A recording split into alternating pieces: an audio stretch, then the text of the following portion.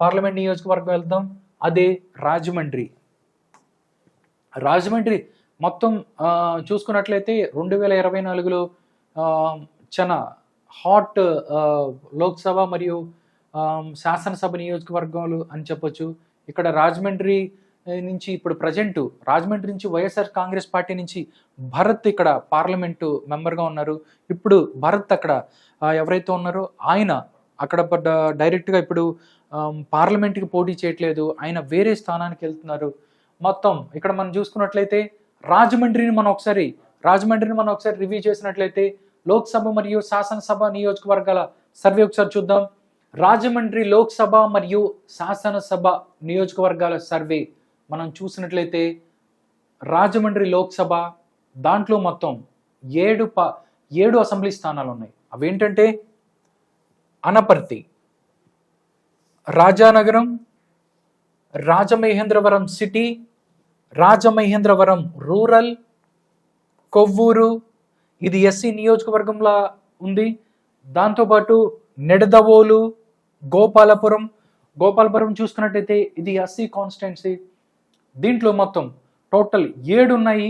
ఈ 7లో లాస్ట్ 2019 ఎలక్షన్స్లో ఇక్కడి నుంచి ఎవరైతే భరత్ ఉన్నారో ఆయన ఎంపీగా గెలిచి ఇక్కడ రాజమండ్రి లోక్సభ స్థానాన్ని వాళ్ళు గెలుచుకున్నారు. కానీ ఈసారి అక్కడ సీన్ రివర్స్ కాబోతోంది అనేది తెలుస్తుంది. ఇక్కడికి అంటే రాజమండ్రికి ఎవరు వస్తారు అనేది ఇప్పుడు దాకా తెలియలేదు. కానీ ఎవరు వచ్చినా కానీ టీడీపీ జనసేన కూటమి అభ్యర్థి ఎవరైతే ఉన్నారో వాళ్ళు మాత్రమే ఇక్కడ రాజమండ్రి లోక్సభ స్థానాన్ని గెలుచుకునే అవకాశం ఉంది అని చెప్పి సర్వే సంస్థ చెప్తుంది.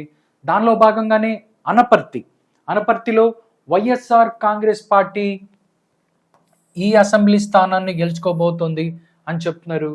దాంతోపాటు రాజానగరంలో మాత్రం ఈసారి రాజానగరంలో హోరాహోరీ తప్పదు. అంటే ఎవరు గెలుస్తారో చెప్పలేమని చెప్తుంది ఈ సర్వే. కీన్ కంటెస్ట్ అని చెప్తున్నారు. దానిలో భాగంగానే రాజమహేంద్రవరం సిటీ చూసుకున్నట్లయితే టీడీపీ జనసేన పార్టీ విజయ డంకా మోగించబోతోంది రాజమహేంద్రవరం సిటీలో అని చెప్తున్నారు. దానిలో భాగంగానే రాజమహేంద్రవరం రూరల్లో కూడా ఎక్కడైతే ఎలాగైతే రాజమహేంద్రవరం సిటీ గెలిచారో రూరల్లో కూడా same TDP and Janasena party ఇక్కడ గెలుచుకోబోతోంది అని చెప్తున్నారు. కొవ్వూరు చాలా కీన్ కంటెస్ట్ అని చెప్తున్నారు. కొవ్వూరులో కీన్ కంటెస్ట్ అని చెప్తున్నారు. ఎవరు గెలుస్తామో చెప్పలేము, హోరాహోరీ తప్పదు అని చెప్తున్నారు. దానిలో భాగంగానే నిడదవోలు చూసుకున్నట్లయితే మొత్తం రాజమండ్రి పార్లమెంట్ నియోజకవర్గంలో నిడదవోలు అనేది ఒక ప్రతిష్టాత్మకమైనటువంటి ఈ స్థానంలో టీడీపీ అండ్ జనసేన పార్టీ ఇక్కడి నుంచి గెలుచుకోబోతుంది అని చెప్తున్నారు. దానిలో పాటు గోపాలపురం కూడా same TDP and Janasena party గెలుస్తోంది అని చెప్తున్నారు.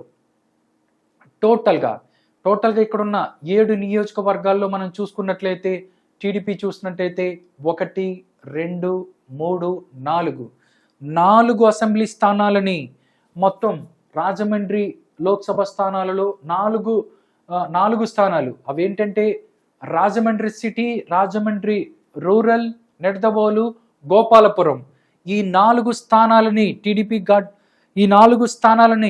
TDP party గెలుచుకోబోతోంది. అనపర్తి మాత్రం వైఎస్ఆర్ కాంగ్రెస్ పార్టీ గెలుచుకోబోతుంది అని చెప్తున్నారు. రాజానగరంలో మాత్రం హోరాహోరీ తప్పదు అని చెప్పి ఈ సర్వే సంస్థ చెప్తుంది. దాంతోపాటు ఇక్కడ ఓట్ షేర్ని కూడా ఇక్కడ మనం చూసుకున్నట్లయితే ఓట్ షేర్ని కూడా ఈ యొక్క సర్వే సంస్థ చెప్పింది. ఈ ఓట్ షేర్ ఒకసారి చూస్తే రాజమండ్రిలో TDP and Janasena party 51% vote షేర్ని సాధిస్తుంది అని చెప్పి పైనీర్ చెప్తుంది. దానిలో భాగంగానే వైఎస్ఆర్సీపీకి 43% ఓట్ షేర్ వచ్చే అవకాశం ఉందని చెప్పి ఈ సంస్థ చెప్తుంది.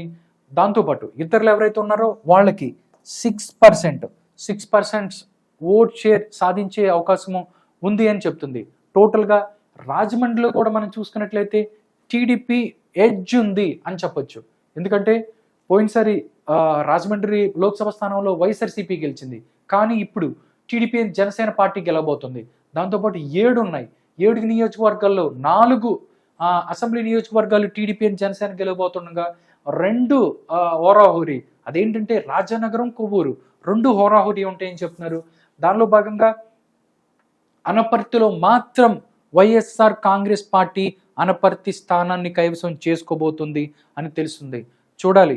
రాజమండ్రిలో ప్రజెంట్ జనవరి చివరి నాటికి వాళ్ళు పోల్ తీసుకున్న నాటికి ఉన్న పరిస్థితి, దీని నుంచి టీడీపీకి సీట్లు తగ్గే అవకాశం ఉంటుంది, అదేవిధంగా వైఎస్ఆర్సీపీకి సీట్లు పెరిగే అవకాశము ఉంటుంది. ఏం జరగబోతున్నది మనం చూడాలి.